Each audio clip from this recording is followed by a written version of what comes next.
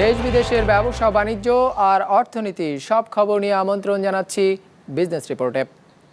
লকডাউনে বিশেষ ব্যবস্থায় চলবে শিল্প কলকারখানা, ব্যাংক খোলা থাকবে দিনে 2.5 ঘন্টা। নিত্যপণ্য কেনাকাটায় ধুম লেগেছে বাজারে, চাহিদা বাড়ায় বেড়ে গেছে দামও। লকডাউন সামনে রেখে সপ্তাহের প্রথম দিনেই সূচকের বড় পতন, পুঁজিবাজার খোলা রাখার সিদ্ধান্ত।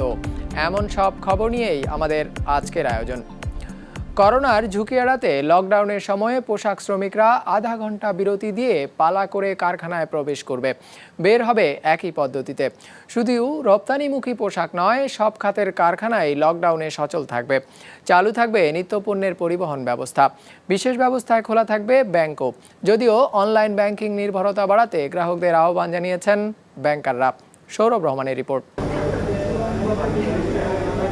সোমবার থেকে শুরু হচ্ছে 7 দিনের লকডাউন। কবে উঠবে এই নিষেধাজ্ঞা, কবে হবে জীবনযাত্রা স্বাভাবিক, তার নিশ্চয়তা নেই। তাই তো রোববারে ব্যাংকগুলোতে ভিড় ছিল স্বাভাবিকের থেকে বেশি। গ্রাহকদের সারি গিয়ে পৌঁছেছিল শাখার বাইরে, টান পড়েছিল নগদ অর্থেও। তবে তা সাময়িক বলে দাবি ব্যাংকারদের। তারা জানিয়েছে, লকডাউনের চাপ সামলাতে প্রস্তুতি নিতে শুরু করেছে ব্যাংকগুলো। এরই মধ্যে শাখায় কর্মী কমিয়ে আনার সিদ্ধান্ত হয়েছে। ব্যবস্থা করা হয়েছে ঘর থেকে কাজেরও। সুবিধা বাড়ানো হয়েছে অনলাইন ব্যাংকিংয়ের। আমাদের গ্রাহকদেরকে স্বনির্বন্ধ অনুরোধ করব যে আপনারা ব্রাঞ্চে না এসে আপনাদের দৈনন্দিন যে প্রয়োজনটা আছে তার জন্য আপনারা আমাদের ব্যাংকিং অ্যাপটাকে ইউজ করেন এবং আমাদের এটিএমটায় যান, যেখানে কিন্তু অলরেডি আমাদের কিন্তু সীমা কিন্তু বাড়িয়ে দিয়েছি, উত্তোলন সীমা বাড়িয়ে দেওয়া হয়েছে এবং প্রকারভেদে অনেক বেশ বাড়িয়ে দেওয়া হয়েছে। সেগুলো আমরা ইউজ করেন। আপনার ট্রান্সফার যদি টাকা ট্রান্সফার করতে হয়, আপনারা কিন্তু ইন্টারনেট ব্যাংকিং সেবা নিয়ে, ব্যাংকিং অ্যাপের সেবা নিয়ে কিন্তু করতে পারেন। নিষেধাজ্ঞার সময় স্বাভাবিক নিয়মেই কাজ চলবে রপ্তানিমুখী পোশাক কারখানায়। সেখানে কর্মী কমানো হবে না। বাড়ি থেকে শ্রমিকদের আনা নেওয়ার ব্যবস্থা করবে মালিক কর্তৃপক্ষ নিজস্ব পরিবহনে। কারখানায় থাকবে সরকার ঘোষিত স্বাস্থ্য সুরক্ষার সব ব্যবস্থা, যাতে সহজেই ঝুঁকি এড়ানো যায় কোভিড-19-এর। আমাদের একটা করছি স্ট্যাগার্ড এন্ট্রি অ্যান্ড এক্সিট, কাজে 7টায় একটা লোক এক ব্যাচ ঢুকবে, 7:30টায় ঢুকবে, 8টায় ঢুকবে, এভাবে করছি আমরা। সো স্ট্যাগার্ড এন্ট্রি এবং এক্সিট যেভাবে আপনি দেখেন, গত বছর করোনার হার আমাদের শ্রমিকদের মাঝখানে মাত্র 0.03 ভাগ ছিল। কাজে সেটি মাথায় রেখে মনে রাখবেন যে আমরা নিশ্চয়ই কেউ কোনো উদ্যোক্তা, কোনো শ্রমিকের ক্ষতি হোক এটা চাই না। এই রপ্তানিমুখী শিল্প মানে গার্মেন্টস শিল্প ছাড়া অন্যান্য যে শিল্প আছে সেখানে কিন্তু এত শ্রমঘন না, অতএব তাদের কিন্তু কাজ করতে কোনো রকম সমস্যাই হবে না। এবং রপ্তানিমুখী শিল্পেও আমরা কিন্তু 100% ক্যাপাসিটিতে চালাচ্ছি না। যেহেতু 100% ক্যাপাসিটিতে চালাচ্ছি না, সেই জন্য আমাদেরও কিন্তু স্বাস্থ্যবিধি মানা অনেকটাই সম্ভব এবং আমরা মেনেই চলছি। একই সঙ্গে মাছ, ডিম, দুধের মতো নিত্যপণ্যের উৎপাদন কার্যক্রম যাতে বাধাগ্রস্ত না হয় সেই উদ্যোগও নেওয়া হয়েছে এরই মধ্যে। সরকার জানিয়েছে, স্বাভাবিক থাকবে এসব পণ্যের সরবরাহ আর বিপণন ব্যবস্থাও। আমরা গতবার প্রশাসনিকভাবে সবার সঙ্গে সমন্বয় করে এমন করে দিয়েছিলাম যে এই জাতীয় যেটা পচনশীল বা একটা লাইফ আইটেম, এটা পরিবহন, বিপণন, এতে কোনো ক্ষতি হবে না। এবারও সেই প্রক্রিয়া রাখবো এবং কালকে আমাদের সচিব মহোদয় ক্লিয়ার করে বলছেন যে আমরা কিন্তু বিভিন্নভাবে মোবাইল ব্যবস্থাপনাও করব। তারপরে আমাদের যে সকল গাড়িতে আছে সেই গাড়িতে কিন্তু মাছের সঙ্গে মাংস, ডিম এগুলোও কিন্তু আমরা সহজলভ্যভাবে মানুষের কাছে যাতে পৌঁছায় সে ব্যবস্থাটা আমরা করব। তবে জীবিকা আর অর্থনীতির স্বার্থে এমন ছাড় যেন মানুষের জীবনকে ঝুঁকিতে না ফেলে, সেই দিকে নজর রেখে কোভিডের স্বাস্থ্যবিধি মেনে চলার আহ্বানও জানানো হয়েছে সরকারের পক্ষ থেকে। সৌরভ রহমান, বিজনেস রিপোর্ট, মাছরাঙা টেলিভিশন। করোনা ভাইরাসের সংক্রমণ ঠেকাতে সীমিত আকারের ব্যাংকিং ব্যবস্থা চালু রাখার নির্দেশনা দিয়েছে বাংলাদেশ ব্যাংক। নতুন সময় অনুযায়ী সকাল 10টা থেকে দুপুর 12:30 পর্যন্ত ব্যাংকিং লেনদেন চলবে। লেনদেন পরবর্তী আনুষঙ্গিক কার্যক্রম শেষ করার জন্য ব্যাংক খোলা থাকবে বেলা 2টা পর্যন্ত। রোববার বাংলাদেশ ব্যাংক এই সিদ্ধান্ত দিয়ে প্রজ্ঞাপন জারি করেছে। প্রজ্ঞাপনে বলা হয়েছে, এই সময়ে শাখার নিকটবর্তী স্থানে বসবাসকারী কর্মকর্তা কর্মচারীদের উপস্থিতির বিষয়টি অগ্রাধিকার দিতে হবে। 50% কর্মকর্তা কর্মচারী দিয়েও অফিস পরিচালনা করা যাবে। অনলাইনে জমা ও উত্তোলন সুবিধা চালু রয়েছে। 2 কিলোমিটারের মধ্যে এমন একাধিক একাধিক শাখা থাকলে ব্যাংকগুলো একটি শাখা চালু রাখতে পারবে। তবে বৈদেশিক মুদ্রায় লেনদেন হয় এমন শাখা এর আওতায় পড়বে না। এই সময়ে এটিএম বুথে পর্যাপ্ত অর্থ এবং অনলাইন ব্যাংকিং কার্যক্রম সার্বক্ষণিক চালু রাখতে উদ্যোগ নিতে বলেছে বাংলাদেশ ব্যাংক। 11 এপ্রিল পর্যন্ত এই ব্যবস্থা বহাল থাকবে। জনগণ বা বিভিন্ন শ্রমিক বলেন, ইম্পোর্ট এক্সপোর্ট বলেন, এগুলো যাতে ব্যাহত না হয়, এই জন্য প্রত্যেকটা ব্যাংকই তার সীমিত লোকবল দিয়ে তাদের দায়িত্ব পালন করবে। তাদের এই যে সোশ্যাল ডিস্টেন্স সহ মেনটেন করে তারা এটা করতে থাকবে। 2 মাইলের মধ্যে একাধিক যদি ব্রাঞ্চ থাকে, তাহলে যে ব্রাঞ্চটা অন্তত সুবিধাজনক স্থানে আছে, লোকজন বেশি বেনিফিট পাবে, সেই ব্রাঞ্চটা খোলা রাখা যেতে পারে, আর বাকিগুলো বন্ধ রাখবে।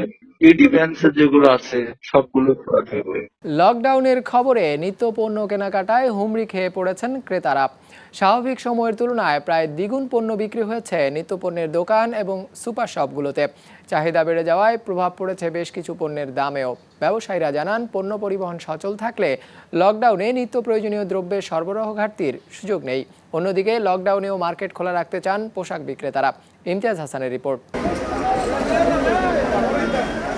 করোনার সংক্রমণ ঠেকাতে 7 দিনের লকডাউন ঘোষণা করেছে সরকার। এ সময় বাজারে নিত্য প্রয়োজনীয় পণ্যের যোগান কমে আসবে এমন আতঙ্কে বাড়তি কেনাকাটা শুরু করে দিয়েছে সাধারণ ভোক্তারা, যার প্রমাণ মেলে রাজধানীর মুদি দোকানগুলোতে। ক্রেতাদের এই বাড়তি চাপ প্রভাব ফেলেছে পণ্যের দামেও। এরই মধ্যে কিছু কিছু এলাকায় বাড়তি দামে পণ্য কিনতে হয়েছে ক্রেতাদের। যখনই বাজারে আসি তখনই প্রতি মাসেই দেখা যায় কোনো না কোনো পণ্যের দাম কিছু না কিছু বেশি রাখে।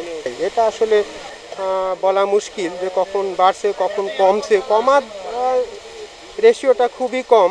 আর সব জিনিসে মোটামুটি কেটে হালকা পাতলা একটু দাম বেশি। মাল সব পাওয়া যাচ্ছে, সব সময়ের জন্য রানিং পাওয়া যাচ্ছে, কিন্তু এখন পর্যন্ত কোনো টান নাই। এক সপ্তাহ বন্ধ থাকবো, সব গাড়ি চলাচল, এই জন্য আর কি বেচানি বাড়ছে। কালকে দিনের 12টার পর থেকে আমাদের কাস্টমার একটু চাপ বেশি। কেউ কিনবে 5 কেজি, সে কিনতেছে 10 কেজি। কেউ কিনবে 5 লিটার তেল, সে কিনতেছে 10 লিটার তেল। 2 কেজি লবণ কিনতেছে 5 কেজি লবণ। এই কারণে চাহিদা একটু বেশি, বেচা কিনা আমাদের 75 ভালো হইতেছে। কালকে ভালো হয়েছে, আজকেও ভালো হইতেছে। রাজধানীর খুচরা বাজারগুলোয় বাড়তি দামে বিক্রি হচ্ছে পেঁয়াজ। শনিবার সকালে যেখানে প্রতি কেজি পেঁয়াজ বিক্রি হয়েছে 32 থেকে 35 টাকায়, রোববার তা পৌঁছেছে 38 থেকে 40 টাকায়। অর্থাৎ একদিনের ব্যবধানে দাম বেড়েছে 5 টাকা। প্রায় একই হারে বেড়েছে আলুর দাম। ভোক্তাদের আতঙ্কিত হয়ে বাড়তি কেনাকাটার প্রভাব পড়েছে সবজির বাজারেও। আলু ডায়মন্ড খুচরায় বিক্রি করতেছে আপনার 22 টাকায়, আর আপনার কাঠিলাল বিক্রি করা হচ্ছে 20 টাকায়। বগুড়ার আলু বিক্রি করা হচ্ছে খুচরায় 25 থেকে 30 টাকায়। প্রত্যেকটা মালের 5 থেকে 60 টাকা বেড়ে গেছে গত 72 ঘন্টার ভিতরে আর কি। লকডাউনের চিন্তাটা মনে করেন যে বেকার মাথাটা টেনশন।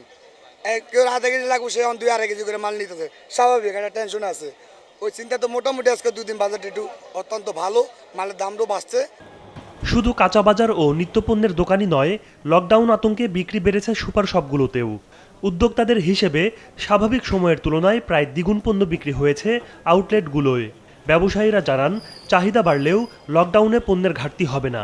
সাধারণ দিনে যেরকম সেল করি তার থেকে প্রায় দ্বিগুণের কাছাকাছি সেল হয়েছে। তাতে মানে ক্রেতার সংখ্যা যে অত বেড়েছে তা হয়তো না, মানুষ এত বেশি কিনেছেন। যেহেতু লকডাউনটা এমন হচ্ছে যে জরুরি পণ্য সবই ট্রান্সপোর্ট করা যাবে, কাজেই আমার মনে হয় যে পণ্যের কোনো সংকট হবে না। নিত্য প্রয়োজনীয় দ্রব্যের সরবরাহকারী হিসেবে সুপারমার্কেট সকাল 8টা থেকে বিকেল 4টা পর্যন্তই খোলা থাকে। জরুরি পণ্যের পাশাপাশি পোশাক সহ বিলাসী পণ্যের দোকানও খোলা রাখতে চান ব্যবসায়ীরা। এজন্য রোববার বিকেলে নিউ মার্কেট এলিফ্যান্ট রোড এলাকায় বিক্ষোভও করেছেন ব্যবসায়ী ও কর্মচারীরা। আমাদের সরকারের নিকট দাবি, আমরা যারা বিলাসী পণ্য উৎপাদন করি, যারা ঈদ এবং রমজানকে সামনে রেখে আমরা বিভিন্ন মার্কেট এবং দোকানসমূহ সাজিয়েছি, তাদের কিন্তু এই একটি সপ্তাহ যারা হোলসেল করেন, যারা পাইকারি বিক্রি করেন, তাদের কিন্তু এই আগামী একটি সপ্তাহ হচ্ছে তাদের মূল সময়। এই সপ্তাহে যদি তারা বিক্রি করতে না পারে, তাহলে খুচরা পর্যায়ে কিন্তু মাল পাওয়া যাবে না। সেই ক্ষেত্রে আমি মাননীয় জনপ্রশাসন মন্ত্রণালয়কে অনুরোধ জানাবো যাতে আমাদেরকে অন্তত 4 ঘন্টার জন্য, আগামী সোমবার থেকে আমরা 4 ঘন্টার জন্য আমরা হোলসেলটা যাতে আমরা করতে পারি।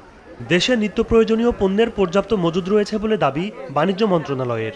এমন অবস্থায় আতঙ্কিত হয়ে ভোক্তাদের অস্বাভাবিক কেনাকাটা থেকে বিরত থাকার আহ্বান জানিয়ে বিজ্ঞপ্তি জারি করেছে সংস্থাটি। ইমতিয়াজ হাসান, বিজনেস রিপোর্ট, মাছরাঙ্গা টেলিভিশন। ফেসবুকের 53 কোটি ব্যবহারকারীর তথ্য ফাঁসের খবর জানাবো বিরতির পর।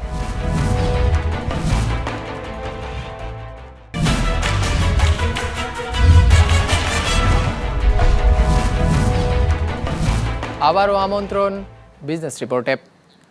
করোনা পরিস্থিতির মধ্যেই অনুষ্ঠিত হয়েছে তৈরি পোশাক প্রস্তুতকারক ও রপ্তানিকারকদের শীর্ষ সংগঠন বিজিএমইএর দ্বিবার্ষিক নির্বাচনের ভোট গ্রহণ। রোববার সকাল ৯টা থেকে ভোট শুরু হয়ে একটানা চলে সন্ধ্যা ৭টা পর্যন্ত। সম্মিলিত পরিষদ ও ফোরাম প্যানেল থেকে ৩৫ পরিচালক পদে জয়ী হতে দ্বিবার্ষিক নির্বাচনে অংশ নিয়েছেন ৭০ জন প্রার্থী। ভোট শেষে দুই দলই জয়ের ব্যাপারে আশাবাদ প্রকাশ করেছেন। নির্বাচনে ঢাকায় ভোট দিয়েছেন ২৩১৪ জন এবং চট্টগ্রামে ভোট দিয়েছেন ৩৯২ জন ভোটার। শেষ খবর পাওয়া পর্যন্ত ভোট গণনা চলছিল।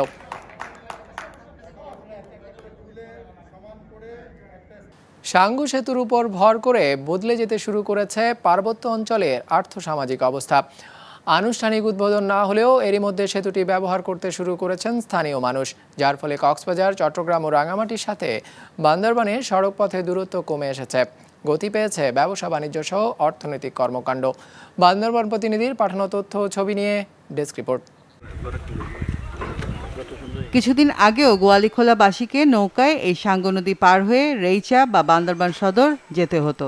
বর্ষায় নদীর পানি বেড়ে গেলে বন্ধ থাকতো বান্দরবান সদরের সাথে যোগাযোগ। এই ভোগান্তি দূর করতে ২০১৬ সালে শুরু হয় সেতুর কাজ।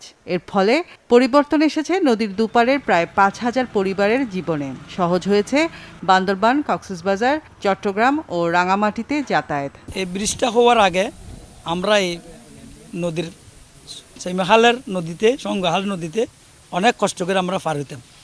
এখানে যত শাকসবজি ছিল সব শাকসবজি পৌঁছে যেত, আমরা ঠিকমতো বাজারে নিতে পারতাম না। বর্তমানে আমরা কৃষি পণ্যগুলা স্থানীয় পর্যায়ে এই ক্ষেত থেকে উঠে এনে আমরা বিভিন্ন জায়গায় চিটংয়ে, কেরানীহাট, ২০০০ বিভিন্ন বাজারে নিয়ে যেতে পারতেছি। ছেলেমেয়েরা স্কুলে যেতে পারছে আর সবচেয়ে সবারই উপকৃত হয়েছে। হঠাৎ করে ফোন দিলে মতো অ্যাম্বুলেন্স, গাড়ি, যে কোনো সুবিধা যাতে গাড়ি আমরা ফোন দিলে মতো চলে আসে, আমাদের যাওয়ার মতো সুযোগ হয়ে গেছে। দ্রুতই সেতুটি আনুষ্ঠানিক উদ্বোধন করবেন প্রধানমন্ত্রী শেখ হাসিনা বলে জানান নির্বাহী প্রকৌশলী। ব্রিজটা যেহেতু অনেক সুন্দর হয়েছে এবং এখানে ল্যান্ডস্কেপিংটা অনেক সুন্দর, যার জন্য এটা একটা পর্যটন কেন্দ্র হিসেবে আবির্ভূত হয়েছে। প্রচুর দর্শক এখানে সমাগম হয়। আমাদের এলজিডির একটা নিয়ম আছে যে ২০০ মিটার অধিক দীর্ঘ যে ব্রিজগুলো হয়, সেই ব্রিজগুলো সাধারণত আমাদের প্রজেক্ট মনিটরিং অ্যান্ড ইভ্যালুয়েশনের মাধ্যমে আমরা সেখানে রিপোর্ট সাবমিট করি। ২০২০ মিটার দীর্ঘ এই সেতু নির্মাণে খরচ হয়েছে ১৩.৫ কোটি টাকা। বিজনেস রিপোর্ট, মাছরাঙা টেলিভিশন।